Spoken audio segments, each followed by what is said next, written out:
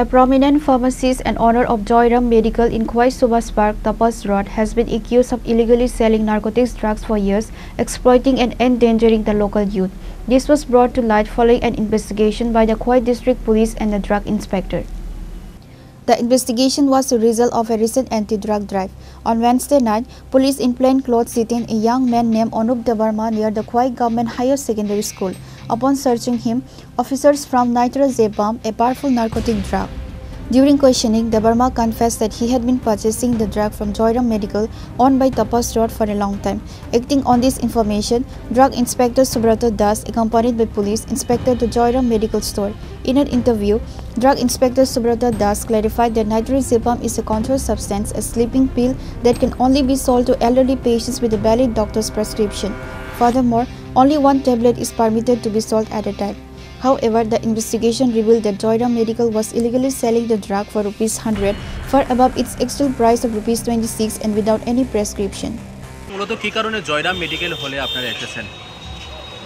Actually গতকাল রাত 10টার সময় অনুপ দেববর্মা, বাবার নাম লেট রামচরণ দেববর্মা, ওকে পুলিশ ডিটেইন করেছিল যে ওর কাছে কিছু নেশা জাতীয় বা বিভিন্ন ধরনের ট্যাবলেট পাওয়া গেছে। তো ওকে ইন্টারোগেশন করার পর ও বলেছে যে এই 4টে স্টিক এটা অ্যালপ্রাজোলাম গ্রুপের ড্রাগস, যেটা অ্যান্টি অ্যাংজাইটি হিসেবে ইউজ করা হয়, বা এটা যদি বা সিচুয়েশানের জন্য যাদের ঘুম হয় না বা অ্যাংজাইটি আছে, একটা প্রেসক্রিপশানের মাধ্যমে এই ওষুধগুলো বিক্রি করতে হয়।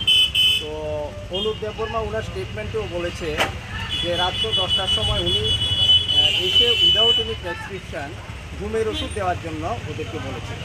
তো ওনারা 4টা স্ট্রিপ, যেটার ওষুধের মূল্য পার স্ট্রিপ 26 টাকা করেছিল, এই ওষুধটা নাকি ওরা 40 রুপিস করে ওরা বিক্রি করেছে এবং ও কোনো ধরনের প্রেসক্রিপশান নিয়ে আসেনি। তখন ওষুধের দোকানদার 4টে অ্যালপ্রাজোলাম ঘুমের ওষুধ, যেটা অ্যান্টি অ্যাংজাইটি ড্রাগ, যেটা ওটা ওনাকে সার্ভ করেছিল। তো আমরা পুলিশের সহযোগিতা আমরা আবার ওষুধের দোকানে আসলাম, এসে বিভিন্ন ওনার স্টক দেখলাম যে এই ওষুধটা এখন আপাতত ওনাদের স্টকে আমরা খুঁজে পাইনি এবং মালিক বলছে যে এই ওষুধটা উনি সার্ভ করেন। আর পাশাপাশি উনি একটা প্রেসক্রিপশান দিয়েছে যে ছেলেটার থেকে ড্রাগসটা পাওয়া গেছে, ওই প্রেসক্রিপশানটাও আমরা কনসার্ন যেখান থেকে ইস্যু হয়েছে ওখানে আমরা পাঠিয়েছি অবনগর কনফার্ম করার জন্য ওয়েদার এটা ওই রেজিস্ট্রেশন নাম্বারে ও ট্রিটমেন্ট করেছে কিনা। তো এখন প্রাথমিকভাবে এই সম্পূর্ণ কমপ্লেনটাকে আমরা আগেই বলেছি, আমরা ড্রাগ এডিকশানের পারপাসে যদি মিসইউজ হয় কোনো ওষুধ, সেটাকে আমরা কোনোভাবে প্রশ্রয় দেব না এবং আমরা এটার একদম ডেপথ ইনকোয়ারি আমরা আগেও করেছি। আপনারা জানেন কিছুদিন আগে এখানে একটা ওষুধ অলরেডি এখন সাসপেনশনে আছে দোকান, এই ধরনের একটা অপরাধের জন্য। এখনও ইনভেস্টিগেশন চলছে।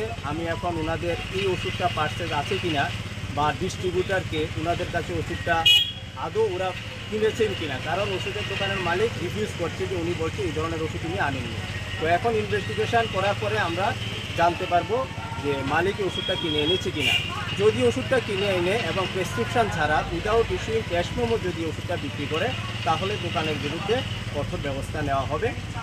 The incident is part of the ongoing crackdown on drug trafficking in the Khwai district led by the Khwai District Police Administration.